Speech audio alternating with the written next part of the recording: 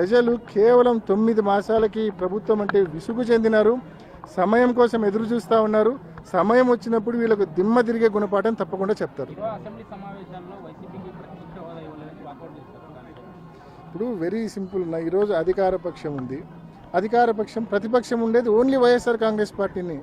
11 సీట్లు వచ్చినాయంటున్నారు. 40% ఓట్లు వచ్చినాయనేది ఏమన్నా మర్చిపోతున్నారా? 40% ఓట్లు వచ్చినాయి. 4 ఎంపీలు ఉన్నారు, 11 మంది ఎమ్మెల్యేలు ఉన్నారు.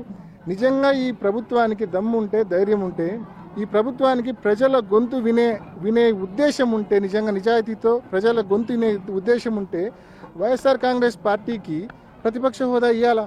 లేకపోతే జగన్మోహన్ రెడ్డి గారికి 175 మంది ఎమ్మెల్యేలో ఒక ఎమ్మెల్యే మాదిరి నువ్వు కన్నా మైక్ ఇస్తే ఆయన చెప్పాలనుకున్నవి 2 నిమిషాలు నువ్వు మైక్ కట్ చేస్తే ఏం చెప్పగలడు? అదే ప్రతిపక్ష హోదా ఉంటే ప్రతిపక్ష నాయకుడిగా కనీసం ముఖ్యమంత్రి గారు గంట మాట్లాడితే ప్రతిపక్ష నాయకుడికి 40 నిమిషాలకి టైం కేటాయిస్తారు. ఆయన ప్రజలకు సంబంధించిన సమస్యలు ప్రజల గొంతుగా అసెంబ్లీలో వినిపించే అవకాశం ఉంటుంది. ఒక ఎమ్మెల్యేగా వినిపిస్తే 2 నిమిషాలు కూడా సమయం మీరు వెంటనే బెల్లు కొట్టి కూర్చోబెడతారు. ఏం లాభం? దానివలన అసలు సమస్యలు అసెంబ్లీలో రిప్రజెంట్ చేసే అవకాశం కూడా ఉండదు. ఇది నిజంగా జగన్మోహన్ రెడ్డి గారిని అవమానం చేసినామని చంద్రబాబు నాయుడు గారు కానీ, స్పీకర్ కానీ, డిప్యూటీ స్పీకర్ గారు కానీ అనుకుంటున్నారు. కానీ ప్రజలను అవమానపరుస్తున్నారు వీళ్ళు.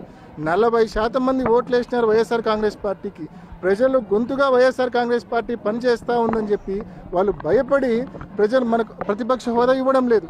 సో వీళ్ళు బేసికల్గా జగన్మోహన్ రెడ్డి గారిని కాదు అవమానం గురి చేసేది, ప్రజలను అవమానిస్తూ ఉన్నారు ఈ కూటమి ప్రభుత్వము, ఈ స్పీకరు, ఈ డిప్యూటీ స్పీకరు.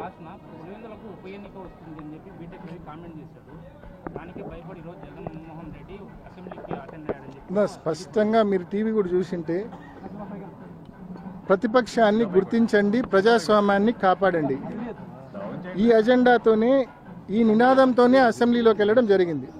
ప్రతిపక్షాన్ని గుర్తించండి, ప్రజాస్వామ్యాన్ని కాపాడండి. మనమల్లా కోరేది ప్రతిపక్షాన్ని గుర్తించి ప్రతిపక్ష హోదా ఇమ్మని చెప్పి అడుగుతా ఉన్నాం. ఇస్తే అసెంబ్లీకి జగన్మోహన్ రెడ్డి గారు ప్రతిపక్ష నాయకుడిగా పోతే వీళ్ళకి ఏ రకంగా సినిమా కనిపిస్తుందో అందరికీ తెలుసు. వీళ్ళకి ఏ రకంగా, ఎందుకంటే ఒక్క హామీ అమలు చేయలే. ఆయన మొదలు పెడితే ఇంకా వీళ్ళు సమాధానం చెప్పాల్సి వస్తుంది. వీళ్ళ దగ్గర సమాధానం ఉంటే కదా, అసలు ఆన్సర్ ఉంటే కదా వీళ్ళ దగ్గర. కేవలం అవి తప్పించుకోవడం కోసం ప్రతిపక్ష హోదా ఇవ్వకుండా ఈ మాదిరి బిహేవ్ చేస్తూ ఉన్నారు. అంతేకాకుండా నిజంగా ఉప ఎన్నిక అంతగా ముచ్చటపడితే ఇంత భయంకరమైన కూటమి గాలిలో కూడా 65,000 ఓట్ల తేడాతో ఆయన రవి అనే వ్యక్తి ఓడిపోయినాడు.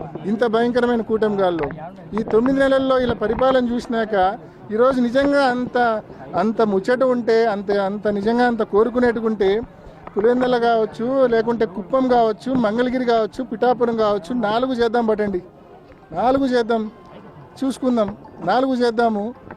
4 ఈ 9 నెలల ఈ ప్రభుత్వ పాలనకు రెఫరెండంగా, సూపర్ 6 అమలుకు రెఫరెండంగా ఎన్నికలని చెప్పి ప్రకటిద్దాం 4 నియోజకవర్గాల్లో. చూస్తాం మరి ప్రజలు ఏం తెలియజేస్తారు. ఊరికే కాకమ్మ కబుర్లు, దద్దమ్మ మాటలు నిజంగా మాట్లాడకూడదు.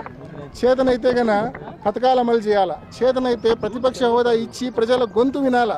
ఇవేమీ చేయకుండా ఊరికే కల్లిపల్లి మాటలు, టైంపాస్ మాటలు మాట్లాడు. ప్రతి ఒక్కరూ తప్పనిసరిగా యూట్యూబ్లోకి వెళ్ళి కడప వార్తను లైక్ చేయండి, సబ్స్క్రైబ్ చేయండి.